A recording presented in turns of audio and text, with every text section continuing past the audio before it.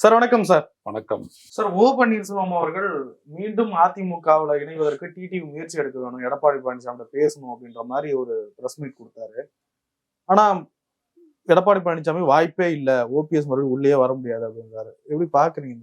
பொதுவாக ஒரு கணக்கு போட்டு ஓபிஎஸ் வந்துட்டு அவர் ஓரம் கட்டிட்டாங்க. ஒருத்தரை உள்ள கொண்டாந்துரு, ஒருத்தரை அப்படியே லீவிங் இந்த லர்ச் அப்படின்வாங்களே, எந்த விதமான ஆதரவு இல்லாத அப்படியே அனாதையா விட்டுரு அப்படின்னாங்க. அன்புமணியை கொண்டு வா, ராமதாஸ் அனாதைப்படுத்து, அமமுக கொண்டு வா, ஓபிஎஸ் அனாமதைமாக்கு. எப்படி பொறுத்தது பாருங்க. 2 பேரை இப்போ தவிக்கிறாங்க பாருங்க. அதே மாதிரி தேமுதிக 3 பேர் விட்டாங்களா லைன்ல, அவ்வளவுதான். இன்னும் 2 வாரம் ஆச்சுனாலும் கூட சரி, இவங்க 3 பேரை பத்தி யாருமே முடிவு எடுக்க மாட்டாங்க. அவங்கள ஃபோர்ஸ் பண்ணுவாங்க. ஏன் அப்படின்னம்னா, அவங்க தனியா நின்னாங்கனாலே என்ன பண்ணிடுவாங்க மக்கள்? முன்னாடி பாத்தீங்கன்னா டிடிவி தினகரன் வெளில நின்னாரு, இவரும் வெளில நின்னாரு. ஸோ அதனால இப்ப பாத்தீங்கன்னா பிஜேபி அதிமுக ஓடினா அது கூட வந்துட்டு தேமுதிக, அது அமமுக வந்துட்டாங்க. அப்புறம் மற்றவங்கலாம் வேற கூட்டணி கட்சியில் வந்துட்டாங்க. ஸோ இப்போ வந்துட்டு என்ன ஆயிடும் அப்படின்னா, ஸ்ட்ராங் அலையன்ஸ் 2 தான். ஒன்று டிஎம்கே அலையன்ஸ், இன்னொன்று அண்ணா டிஎம்கே பாஜக அலையன்ஸ். எப்படின்ற ஒன்று வந்துட்டு தேர்தல் எப்படியோ ஒன்றா போகும். ஸோ அவங்க கிளப்பி விட்டாங்களே, இந்தியா டுடே, சி வாட்டர், இந்த மாதிரி எல்லாமே நிறைய இதுக்கு மேலே கருத்துக்கள்லாம் வரும். புரியுதுங்களா? அப்படி வரும். அப்புறம் இப்போ இதே சி வாட்டர் வந்துட்டு பார்த்தீங்கன்னா, தேர்தலுக்கு முன்னாடி ஒரு வாரத்துக்கு முன்னாடி ஒரு கருத்து சொல்லுவாரு, 39% திமுக, 41% அப்படி நெக் டு நெக் ரேஸ் தமிழ்நாட்டில் ஓடுதுன்னு சொல்லுவாங்க. அப்போ இன்னும் தமாஷா இருக்கும். அந்த மாதிரி பண்ணுவாங்க. புரியுதுங்களா? ஸோ இவரை தூக்கி லைன்ல விட்டாங்க பாருங்க. ஸோ இப்போ அவர் என்ன பண்ணுவாரு? அவர் கூட இருக்கிறவங்கலாம் சொன்ன முடியும் அவரால் ஏற்றுக்கொள்ளவே முடியல. ஒன்று திமுக பக்கம் போயிடலாம், அண்ணா திமுக நம்மளுக்கு சேர்த்துக்க மாட்டாங்க, என்டிஏல வந்துட்டு ரெஸ்பாண்டே பண்ணல. அப்புறம் என்ன பண்ணுவார் இவர்? ஸோ தனியாக நின்றுட்டு இருக்காரு. ஸோ நேற்று என்ன பண்ண, நான் எந்த முடிவும் எடுக்கலைன்னாரு. அதோட முடிஞ்சு போச்சு. இன்னைக்கு வந்துட்டு பாருங்க, ஓபிஎஸ் பற்றி அந்த செய்தியை போட மாட்டாங்க அந்த ஊடகங்கள்லாம். அவரும் பேசாத இருப்பாரு, ஊடகங்களும் பேசாத இருக்கிறோம். ஒன்றும் இல்லை, ராமதாஸ்க்கு எவ்வளோ தூரம் கவரேஜ் கொடுத்தாங்க இந்த 2 வாரம் 3 வாரத்தில். நீங்கள் பாருங்க, ராமதாஸ் பக்கம் எந்த டிவியும் போல பாருங்க. நேற்று வியாழக்கிழமை பொதுவாக ராமதாஸ் சந்திப்பாரு. நேற்று அவர் சந்திச்சாரா? முடியலை. ஏன்? அப்படியே விட்டாங்க. இதுதான் பிஜேபியினுடைய ஸ்ட்ராட்டஜி. புரியுதுங்களா? எப்பொழுதுமே அரசியல்ல ஒரு நேர்த்தியான நேர்மையான முடிவெடுத்து மக்களோட மக்களா நின்னோம் அப்படின்னோம்னா எல்லா கட்சிகளும் அலரும். ஆனா நீங்க என்ன பண்றீங்க? சீட்டுக்கும் நோட்டுக்கும் ஆக முடிவெடுத்தீங்க. ஸோ உடனே உள்ளபடியே கிரவுண்டு செல்வாக்கு யாருக்கு இருக்குது? ஐயா ராமதாஸ் தான் இருக்குது. ஆனா யாரையும் அகாமடேட் பண்ணிக்கிட்டாங்க? பிஜேபி அகாமடேட் பண்ணிடுச்சு அன்புமணி. ஏன்? அன்புமணி மேட ஊழல் வழக்கு இருக்குது, பிளஸ் அவர் ஒரு கார்பரேட், அந்த சிந்தனை தான் பூஸ்வாசி. ஸோ உடனே அவர் வச்சுக்கிட்டாங்க. அவ்வளவுதான். வச்சுக்கிட்டு இவர் அடிக்க பார்ப்பாங்க. இதை தாண்டி அவர் என்ன நிக்க போறாரு அப்படின்றத பொறுத்து. இன்னைக்கு கூட அருளோட பேட்டியை பார்த்தீங்க, ஏதாவது தெரிஞ்சிச்சா? எம்எல்ஏ அருள் ஒன்றும் கிடையாது. இதே தான் அவர் அங்க பாத்தீங்கன்னா ஐயப்பன் வந்து பேசினாரு இல்லையா? அவர் வந்து பேசும்போது அவரால் எதுவும் சொல்ல முடிஞ்சுதா? எதுவும் சொல்ல முடியல. ஸோ அவர் மட்டும்தான் பாக்கியா இருக்காரு. அவர் எடப்பாடி பக்கமும் போகலாம், டிஎம்கே பக்கமும் வரலாம். அவருக்கு 2ல் 1 ஆப்ஷன். அதுக்கப்புறம் சுத்தமா இன்னும் யாருமே கிடையாது. அதுக்கப்புறம் யார் பேர் சொல்லக்கூடிய ஆள் யாரும் ஓபிஎஸ் கிட்ட இருக்க மாட்டாங்க. அப்போ இவர் என்ன பண்ணுவாரு? ஓபிஎஸும் அவருடைய புள்ள என்னன்னா 2 பேர் தனியாக இருப்பாங்க. இது பிஜேபியுடைய ஸ்ட்ராட்டஜி. கிளீன் பண்ணிட்டாங்க. இப்போ நீ வந்தீங்கன்னா கூட உனக்கும் உன் பையனுக்கும் ஆளுக்கு ஒரு சித்தரம், அவ்வளோதான் அப்படி சொல்லுவாங்க. இல்ல, அதுக்கு கூட இபிஎஸ் ஒத்துக்கலையே. இல்ல, என்டிஏக்கு போனான், என்டிஏல பண்ணான். இல்ல, என்டிஏவுக்கும் இபிஎஸ் ஒத்துக்கணும்ல. அவன் ஒத்துக்கணும், அவரையும் ஒத்துக்க போறாரு. இப்போ அமமுக கொண்டு வரது கூட வந்துட்டு இபிஎஸ் ஒன்றும் ஒத்துக்கல. என்டிஏனோட ப்ரெஷர் இது. நீ இப்படி விட்டா தென் மாவட்டங்கள்ல 6 இடத்துல நீ டெபாசிட் எழுந்திருக்கிற. நான் நின்ன இடத்துல 22 இடத்துல நான் டெபாசிட் எழுந்திருக்கிறேன். அதனால நம்ம 2 பேரும் ஒன்னா சேர்ந்து ஒரு ஸ்ட்ரென்த்தோட நிக்கணும்னா மற்றவங்களெல்லாம் அந்த ஸ்ட்ரென்த்தை கூட்டணுன்றதுக்காக தான் இப்படிலாம் பண்ணாங்க. ஸோ அவங்களுக்கு ஒரு வழி இல்லை. பிரேமலதா விஜயகாந்த் அவருடைய மூவ் எப்படி பாக்குறீங்க? ரொம்ப இழுபறியிலே இருக்காங்க. இல்ல, அவங்க ரொம்ப அதிகமா பேசிட்டாங்க. அது எல்லா கட்சி தலைவர்களையும் வந்துட்டு வெறுப்பேற்றிருக்கோம். நம்ம வந்துட்டு இது வரைக்கும் சத்திரியான அர்த்தம், இதுக்கு பேர் சாணிக்கத்தனமா இருக்கும் அப்படிலாம் சொல்லிட்டு அவங்க பேசிட்டு கேட்டாங்க. அவங்க வந்துட்டு சீட்டு கேட்டதும் சரி, ரகசியமா கேட்டதும் சரி, யாரையும் ஏத்துக்கல. அவ்வளவுதான். ஒண்ணு தெரிஞ்சுக்கணும். கேப்டன் விஜயகாந்த் இருக்கும்போது 2014 சட்டப்பேரவை தேர்தலில் அவர் 3வது இடத்துல தான் வந்தாரு. பன்ருட்டி சட்டப்பேரவை தொகுதியில் நின்று போட்டியிட்டவர் 3வது இடத்துல தான் வந்தாரு. அவர் இருக்கும்போது இந்த கட்சியோட ஸ்ட்ரென்த் போயிடுச்சு. ஏன்னா 2014 அவர் பிஜேபியோட கூட்டணி வச்சாரு. அவ்வளவுதான். அதுக்கு முன்னாடி 2011 எந்த அதிமுக எதிர்த்தாரோ அந்த அதிமுக கூட்டணி வச்சாரு. அவருக்கு நல்லா தெரியும் அப்படி பண்ணா காலி அப்படின்ட்டு. இது எனக்கு நல்லா தெரியும். ஏன்னா நான் வந்துட்டு அவரை 2009 எச்சரிக்கை பண்ணி கூட்டணிக்கு போக இருந்தவரை தடுத்து நிறுத்தினவன். ஐயா திரு ஜெகவீர பாண்டியன் வழியா. நீங்க போனீங்க அப்படின்னா 2 பிளாக் ஹோல் எதில் போட்டீங்கன்னா மெர்ஜ் ஆயிடுவீங்க. அதுக்கப்புறம் உங்களுக்கு அரசியல் இருக்காது அப்படின்னு. அதையும் தாண்டி பிரேமலதா விஜயகாந்த் உட்பட எல்லாரும் ப்ரெஷர் பண்ணி தான் அவர் போனார் அதிமுக பக்கம். 41 இடத்துல வாங்கிக்கிட்டு 29 இடத்துல ஜெயிச்சாரு. அரசியல் பண்ண முடிஞ்சுதா? தெரியல, முடியல. எதிர்க்கக்கூடிய அந்த இயல்பான நேர்த்தியான ஒரு இடத்த விட்டுட்டாரு.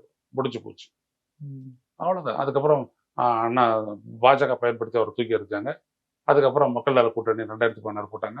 அதுலேயும் ஃபியூஸ் ஆகி போச்சு. எல்லாம் ஆயிடுச்சு. கடைசியில் 2019 வரும்போதெல்லாம் கிடையாது. ஒண்ணுமே இல்லை அவரு. இப்ப என்ன பண்ணுவாங்க? இந்த அம்மா வந்துட்டு அந்த ஆதரவு தளத்தை பெருக்கியிருக்காங்களா என்ன? அப்படிலாம் எதுவுமே கிடையாது. இவங்க எல்லாரும் சார்பாகவும் பேசுறாங்க. நாங்க எல்லாருக்கிட்டையும் பேசிட்டு இருக்கிறோம். நாங்க அன்பிரின்சிபிள்டு எல்லாருக்கிட்டையும் பேசுறதுக்கு ஒரு கட்சி. அப்ப என்ன அர்த்தம்? அவங்களுக்கு வர அதிகாரம் மட்டும்தான் தேவை. அவங்கள எப்படி மக்கள் ஏத்துக்குருவாங்க? ஏத்துக்கிறதுக்கு என்ன இருக்குது? யாரும் என்னோட எதிரி இல்லை. அப்ப யாரு எனக்கு யாரு வந்துட்டு அரவணைச்சுக்கிட்டு நான் கேட்கறது கொடுக்குறாங்களோ அவங்க நண்பர்கள். இதை மக்கள் ஏத்துக்குவாங்களா? அவ்வளவுதான். அந்த இடத்துல தான் தேமுதிக அடிபட்டு போச்சு. சமீபத்துல கூட ஒரு செய்தி வந்து ஒரு சந்திப்பு நடந்த கனிமொழி அவர்களும் ராகுல் காந்தி அவர்களும் டெல்லியில சந்திச்சாங்க. வெளிப்படையா தெரிஞ்சது. பேசினதை செல்வ பிறந்தவை வெளில சொல்ல முடியாது. ஆனா சில முன்னணி தொலைக்காட்சிகள்ல கூட நியூஸ் வருது. 75 சீட்டுக்கு பேரம் நடத்திட்டு இருக்கு தாவேகா காங்கிரஸ் கூட. அது ரொம்ப பெரிய இழுபறியில இருக்கு. வாய்ப்பே இல்லைங்க. ஒரு விஷயம் சொல்றேன். இது வந்துட்டு என்னன்னா ரொம்ப இந்த டெல்லி சர்க்கிள்ல இருந்துட்டு வந்து பேப்பர்லயே வந்தது. 2 சீட்டு கூடுதலா கொடுப்பாங்க சட்டப்பேரவையில. 1 சீட்டு மக்களவைக்கு இது மாநிலங்களவை கொடுக்குறாங்க. ஏற்கனவே அவங்க காங்கிரஸ் கொடுத்த சீட்டு 25னா 27 கூடுதலா ஒரு மக்களவை. அவ்வளவுதான். இது ஒப்புக்கிறதா இருந்ததுன்னா கூட்டணியில இருக்கலாம் அப்படின்றதுதான் வந்துட்டு திமுக நிலைமை. 2வது, இந்த கூட்டணியினுடைய முக்கியத்துவமே இந்தியா அலையன்ஸ்ல தான் இருக்கு. இந்தியா அலையன்ஸ் ஸ்ட்ராங்கா இருக்க தொட்டுதான் 99 இடங்கள்ல வந்துட்டு காங்கிரஸ் ஜெயிச்சு இன்னைக்கு எதிர்கட்சி தலைவராக ராகுல் காந்தி இருக்காரு. அப்படி அந்த கூட்டணி ஸ்ட்ராங்கா இருக்கிறதுக்கு 2 தன்னக கட்சிகள் ரொம்ப முக்கியமானவை. ஒன்னு திமுக, இன்னொன்று விடுதலை சிறுத்தைகள். இதை யாரும் மறந்துடக்கூடாது. மற்ற எந்த கட்சியும் ராகுல் காந்தியை முன்னிறுத்தியோ இல்ல காங்கிரஸை முன்னிறுத்தியோ அந்த அளவுக்கு பேசவே இல்லை. சோ இவங்களை விட்டு போறது அப்படின்றது தமிழ்நாட்டையும் தாண்டி அவங்களுடைய ஸ்ட்ரென்த்தை பாதிக்கும், செல்வாக்கை பாதிக்கும் அப்படின்றது அவங்களுக்கு நல்லா தெரியும். நாளைக்கு வந்துட்டு காங்கிரஸுக்கும் திமுகவுக்கும் பொதுச்சேரில் ஒரு வாய்ப்பு இருக்குது. அந்த வாய்ப்பை அவங்க கெடுத்துவாங்களா? சிம்பிளா சொல்லுங்க, கெடுத்துவாங்களா? இப்ப விஜயோட போனா 18 எம்எல்ஏ சீட்டு கிடைக்குமா? அதனால தான் எல்லாரையும் கூப்பிட்டு வந்திருந்தவங்களோட பொதுவா வேற பேசுறாங்க.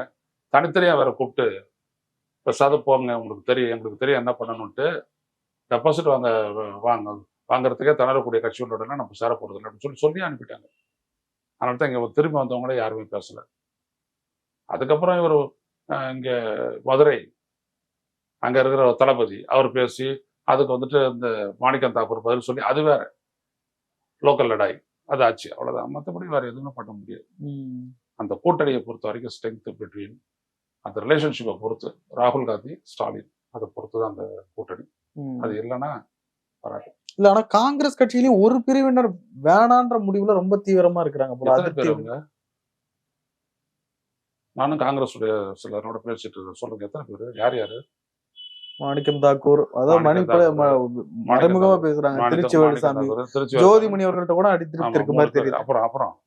அப்புறம் பிரவீன் சக்கரவர்த்தி. அப்புறம் இன்னும் அவங்களுடைய ஏரியாவில் இருக்கிறவங்க எல்லாம் இவங்களுடைய ரெப்ரசன்டேட்டிவ் தானே. 2014 எக்ஸ்பீரியன்ஸை மறக்கவே முடியாது அவங்களால. பூப்படாருக்கு பின்னாடி 2014 காங்கிரஸ் கட்சி என்ன ஆனது? உள்ளாட்சி தேர்தலை தனிச்சு கூட நிக்கிறதுக்கு பயந்த ஒரு கட்சி அது. விளவங்கோட்டுல மட்டும் போய் விஜயதரணி அங்க இருக்கக்கூடிய உள்ளாட்சி அமைப்புகள் எல்லாம் ஜெயிச்சு வந்தாங்க. ஒரு காங்கிரஸ்காரர் அவங்க மட்டும்தான். அவங்களும் இப்ப பிஜேபி போயிட்டாங்க. எந்த காங்கிரஸ்காரனுக்கு தனிச்சு தேர்தலை உள்ளாட்சி தேர்தல் சந்திக்கக்கூடிய துணி வருதுன்னு சொல்லுங்க பார்ப்போம். இதுக்கு அவங்க பதில் சொல்லட்டும். உள்ளாட்சி தேர்தல், சட்டப்பேரவை, மக்களவையோ இல்லை, ஒரு வார்டு லெவல்ல அவங்களால போட்டியிட்டு ஜெயிச்சு ஒரு கணிசமான செல்வாக்கை காட்டுறதுக்கு கூட துணிவு இல்லாத ஒரு கட்சிக்கு தனிச்சு போட்டியிடுறது, தலைமையில கூட்டணி, இதெல்லாம் என்ன பேச்சு இதெல்லாம்? இப்ப விடுதலை சிறுத்தைகள் வந்துட்டு கூட்டணியில பங்குன்னு கேட்கறாங்கன்னா அர்த்தம் உண்டு. தே கான்ட்ரிபியூட்டர்ஸ். மூன்றாவது பெரிய கட்சி, புரியுதுங்களா? அப்படியேப்பட்ட கட்சி அது. அது வந்துட்டு கான்ட்ரிபியூட் பண்ணிட்டு கேக்குது கூட்டணியில வரலாமா அப்படின்ட்டு. கூட்டணி ஆட்சியை அமைக்கக்கூடாதுன்னு. அது ரைட்டு. நீங்க எப்படி கேட்க முடியும்? உங்களுடைய கான்ட்ரிபியூஷன் எவ்வளவு? உங்களால தனிச்சு நிக்க முடியுமா? உள்ளாட்சி தேர்தலில் நிக்க முடியாத நீங்க விலகி போயிட்டீங்க. அப்புறம் எப்படிங்க நீங்க வந்து ஒரு கட்சி கிட்ட போய் டிக்டேட் பண்ணுவீங்க? இதெல்லாம் திமுக தெரியாதா? நான் பேசுறது திமுக தெரியாதா? சொல்லுங்க பார்ப்போம். அவ்வளவுதான். இது வந்துட்டு காங்கிரஸோட மேலிடத்துக்கு தெரியாதா? தமிழ்நாட்டில் நம்மளுடைய ஸ்ட்ரென்த் எவ்வளவு? இங்க இருந்து பாரத் ஜோடோ யாத்திராவை தொடங்குறாரு ராகுல் காந்தி. அவர்கிட்ட தேச கொடியை கொடுத்து தொடங்கி வச்சது யாரு? ஸ்டாலின் தானே. அவ்வளவுதான். ஒரு மேடையில ஸ்வீட் வாங்கிட்டு போயிட்டு கொடுக்குறாரு அண்ணனுக்கு அப்படின்ட்டு. அதாவது you wanted to express we are more solidarity, more in support of you. அதான் அதனுடைய அர்த்தம். உனக்கு நான் ரொம்ப ஆதரவா நிக்கிறேன் அப்படின்ட்டு. So it's not going to happen. அதெல்லாம் இதெல்லாம் எதுவுமே ஆகாது. அதெல்லாம் சும்மா பேச்சு, உருட்டுறாங்கன்னு அதான் அது.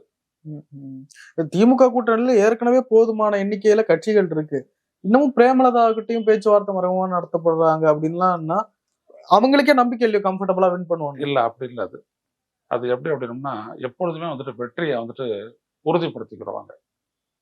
எப்படி உறுதிப்படுத்திக்குவாங்க அப்படின்னோம்னா, இப்போ சிதம்பரம், கடலூர், விழுப்புரம், கள்ளக்குறிச்சி, சேலம், இது வரைக்கும் அப்படியே நீங்க போனீங்க அப்படின்னோம்னா அங்க தேமுதிக ஓரளவு ஸ்ட்ரென்த் இருக்கிற இடம்.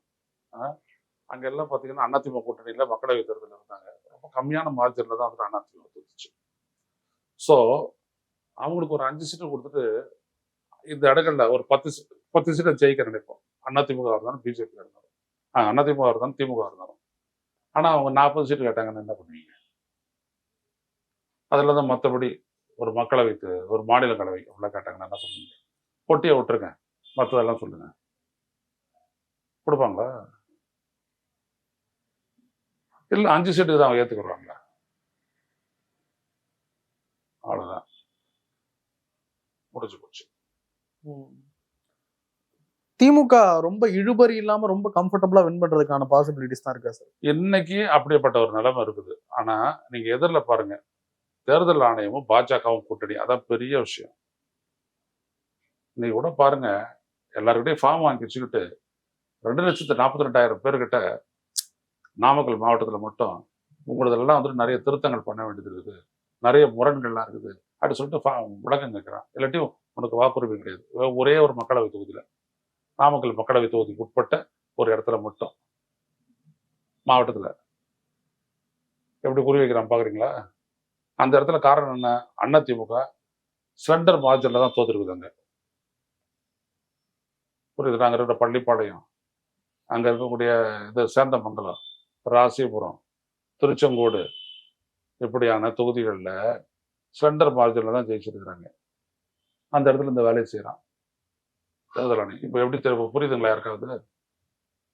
இதுதான். ஸோ எதிரி திமுகவுக்கு யாருன்னா எஸ்ஐஆர், தேர்தல் ஆணையம், இவிஎம். இதுதான் திமுகவுடைய எதிரி. இங்க இருக்கிற அதிமுக கூட்டணி தான் கிடையாது. அதிமுகவின் இந்த பலமான கூட்டணி இன்னும் ரொம்ப தீவிரமா இறங்கினா ஏதாவது போராட்டத்தை கொடுக்கறது வாய்ப்பு இருக்கா? எதுவும் கொடுக்க முடியாது சார் அவங்களால. ஏன்னா ஒரு நம்பகத்தன்மையை வந்துட்டு எடப்பாடி பழனிசாமி தமிழ்நாட்டு மக்களிடையே ஏற்படுத்தவே இல்லை. அவருடைய ஒவ்வொரு செயலும் அதிமுக தொண்டர் மத்தியிலேயே அதிருப்தியை உருவாக்கிடுச்சு, எதிர்ப்பை உருவாக்கியிருக்கு. அப்புறம் அந்த தலைமையே இல்லை அப்படின்னும் போது அந்த கூட்டணி வந்துட்டு செல்லுபடி ஆகாது பெருசா. களத்துலயும் ஒரு பெரிய அளவுக்கு இம்பாக்ட் இனி ரொம்ப தீவிரமா உழைச்சாலும் என்ன உடைச்சாலும் தாக்கம் இருக்காது. அவரு என்ன சொன்னாரு, 2000 கொடுக்குறேன் ஆண்கள்லாம் கூட, இன்னும் வேற ஏதாவது சொன்னார்னா பரவாயில்ல.